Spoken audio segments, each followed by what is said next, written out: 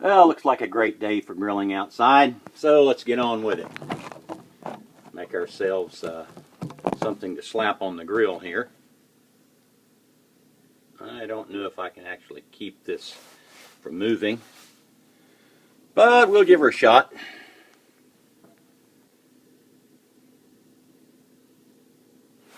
And what I've got here today is a pork loin. And this particular loin was, let's see here if we can, okay. This one would be a 2.10 pound loin. And you can see it was about, 10 inches long. I sliced it in the long direction into strips, and I put the strips in the growler here that you see. This is a growler that I got from I don't really remember the name of the company, but it's just like a 32 ounce thing, and makes a perfect little carbonation vessel if you want to lightly carbonate some beer or some other beverage. And it also makes a pretty good vessel for pressure infusion marination, which is what we're about to do. We're going to cap this with a FiZZ GiZ cap, which I hope you can see here.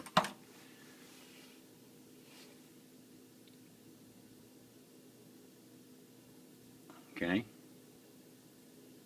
and then we're going to pressurize the bottle to maybe 100, 130 psi. This has tested plenty of these PET bottles. They withstand that pressure, no problem. So, I'm going to put one of my favorites in here. I have always felt Kiko Man did a pretty darn good job with their very light and thin teriyaki sauce. So let's put some of that in here. I'm not going to bother weighing before and after to determine how much of the teriyaki sauce goes in. I've done this many times, and I'll just let my palate decide whether there's been enough in there or not. So let's go ahead and get the teriyaki sauce into the bottle.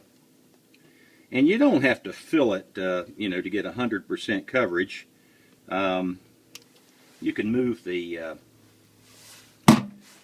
thing around as you're after you've pressurized it, and you'll find that it'll force it in. But if you're really determined to get your best results, go ahead and fill it to where most of your meat is covered, like you see here. So we'll cap her now, and I will go ahead and pressurize the bottle. I have a FiZZ GiZ dispenser, or a FiZZ GiZ soda rope base unit mounted to a tank, and I have this tube leading from the soda rope base unit, and you can see here that we got it. Okay, so we'll go ahead and pressurize the bottle. You probably can't hear it, but the bottle is getting very hard. And okay, so let me make it fully pressurized. Okay, well, that's it. And you can see that this bottle is very hard. Okay, so I'm going to turn it, and anywhere the liquid is in contact with the meat, there's there's pressure around it, and it's kind of like what do you call it? Womanized lumber, or the green outdoor lumber that you find, which has been pressure infused, not with something good to eat, but with I think it's what is it? Copper chromium arsenate, or I don't know what it is, but it's the stuff they used to use many years back, and maybe in some limited cases they still use it to treat lumber by forcing in this copper chromated arsenate into the wood. And they basically push it in there in a big tank. They throw a bunch of wood into a tank all stacked up with the poison in a liquefied form, and they run the tank up to about 100-150 psi and let it sit there for a while. Doesn't really take all that long, and that amount of pressure will literally force the liquid poison into the wood. Sometimes I've seen it go as much as a ½ inch deep on 2x4s, almost to the center. So this really won't take long. As you can see, I'm getting good coverage, but what you can't see is how far the depth of penetration is. Maybe I can, after I let this sit for 20 minutes or whatever I want, I'll be able to cut it, and you can see the depth of penetration the same way you could see it in a 2x4. If you cut the end of the 2x4 off with a skill saw, you could look at the end and see how far the green poison penetrated its way into the wood. So hopefully I'll be able to show this show this to you and let you see that. I may get anxious to put it on the grill, but for now I'll leave it at that, and you can just trust me. You get a maximum penetration in the shortest period of time. You can get more penetration in 15 minutes than you can get soaking a loin in teriyaki sauce overnight in the fridge. So believe me, that works. And here inside this bottle, you have 100 to 130 psi working for you.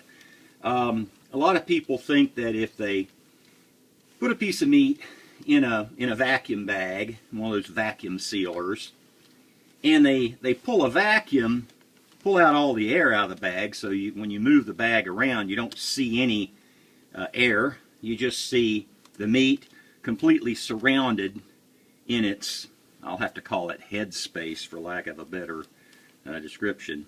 You see it, there's no bubbles at all, so it's just the liquid in contact with the meat, and people think they're getting a lot of penetration. Well, all you have working for you there is you've removed the pressure from the inside, and so all you have is 15 psi on the outside, pushing that bag toward its contents, and that squeezes the liquid marinade with a force equivalent to 15 pounds per square inch. I'm getting nearly 10 times that in here, so you can imagine it goes much, much quicker. So hopefully this has been interesting for you. All you need to do this is some sort of a bottle. I recommend a larger mouth bottle with a 38 millimeter opening, as opposed to some tiny little soda bottle with a 28 millimeter opening. It's really hard even to get small pieces in there.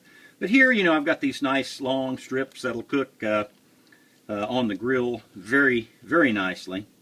And I'll get them out of the bottle by reaching in there with a pair of forceps and grabbing the end of each piece and pulling them right out. Or sometimes you can reach in simply just with a fork, and a fork will do the trick. Hopefully this has been a helpful instructional video on how to quickly marinate pork tenderloin. Thank you very much for listening. I'm Mike with FiZZ GiZ, and can be reached at 409 FiZZ GiZ by phone, or by writing Mr. Fizz at FiZZ GiZ, like gizmo.com. Thanks very much.